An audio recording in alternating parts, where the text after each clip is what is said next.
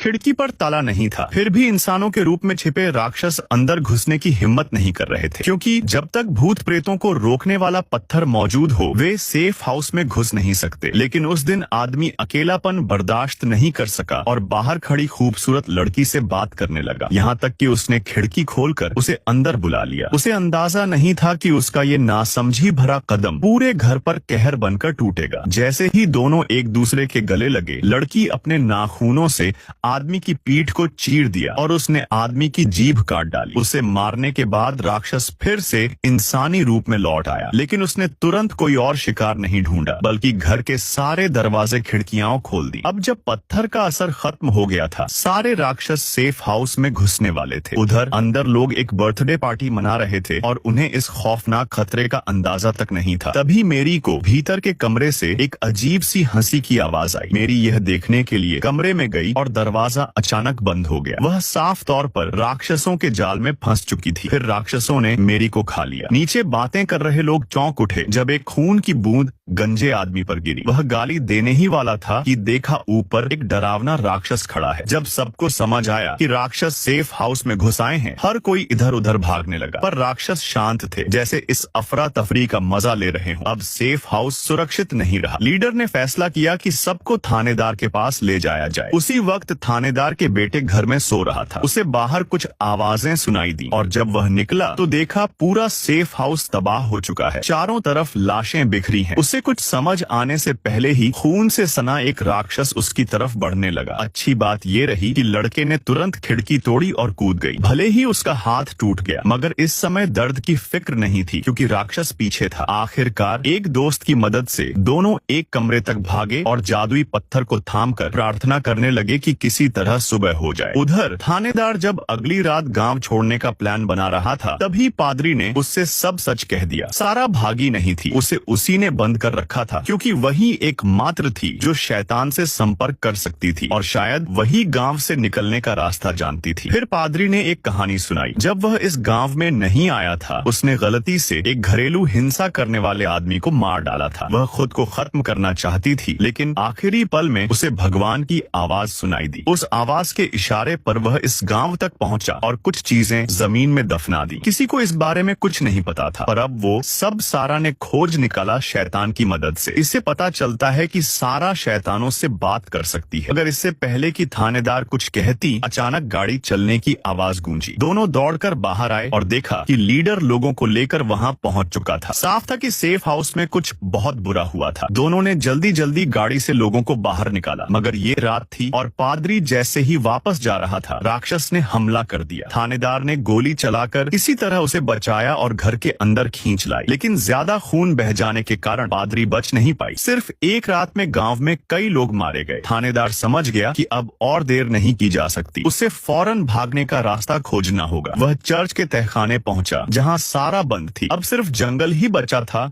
जहां वे नहीं गए थे। वही राक्षसों का अड्डा था। लेकिन अगर यही लोगों को बाहर ले जा सकता है, तो चाहे वह नर्क ही क्यों ना हो, वह जाने को तैयार था। जंगल में साफ था कि कोई नहीं था, पर पेड़ों पर कांच की बोतलें टंगी थीं और जैसे ही थानेदार ने एक बोतल उतारनी चाही, सारा अचानक दर्द से तड़प उठी और फिर बेहोश हो गई। कोई रास्ता न होते हुए थानेदार को वहीं रात बितानी पड़ी, लेकिन यह जंगल राक्षसों का अड्डा था। रात होते ही वे बाहर आकर इंसानों को खा जाते थे। थानेदार केवल भूत प्रेतों को दबाने वाले ताबीज पर भरोसा कर सकता था और प्रार्थना करता था कि वे सुबह तक जीवित रहें। इसी दौरान सारा अचानक जाग गई और देखा कि थानेदार ने एक बोतल उठा ली थी। उसके अंदर बस कुछ अजीब से नंबर थे, जिनका मतलब वह नहीं समझ पाई, लेकिन सारा ने उन पर ध्यान नहीं दिया और बार बार थानेदार से वहां से जाने की जिद करने लगी, क्योंकि इस बार हालात पहले से अलग थे। राक्षसों के अलावा बाहर कुछ और भी भयानक था। सारा की बात अभी पूरी भी नहीं हुई थी कि टेंट के बाहर कुछ अजीब सी आवाजें आने लगी। जमीन जोर जोर से हिलने लगी और दोनों खड़े भी नहीं हो पाए, लेकिन जल्द ही सब कुछ शांत हो गया। फिर भी थानेदार ने डील नहीं दी और जल्दी से ताबीज वापस टांग दिया, कहीं राक्षस हमला न कर दे। लेकिन अजीब बात ये थी कि बाहर रात होने के बावजूद रोशनी होने लगी थी। साफ था ये कोई आम लाइट नहीं थी, शायद यहाँ और भी इंसान मौजूद थे। सुबह होते ही थानेदार ने सुराग ढूंढने की सोची, लेकिन बाहर आते ही देखा कि चारों ओर मकड़ी की जाले फैले हुए थे। तभी पास से मदद की पुकार सुनाई दी। थानेदार भागा और जैसे ही पहुंचा वह हैरान रह गया। पुकारने वाली और कोई नहीं, उसकी पत्नी थी। वह थानेदार की हाथ पकड़ के खींचने लगी। जैसे ही वह भागा, आसपास अचानक बहुत सारे मकड़ियां निकल आईं। कुछ तो उसके ऊपर चढ़ गई। हालांकि अंत में वे मकड़ियां भाग गईं और थानेदार को एक ने काट लिया। इसी समय कस्बे के बाकी लोग भी मेहनत में लगे थे। वे एक ऊंचा टावर बना रहे थे जिससे रेडियो सिग्नल मजबूत किया जा सके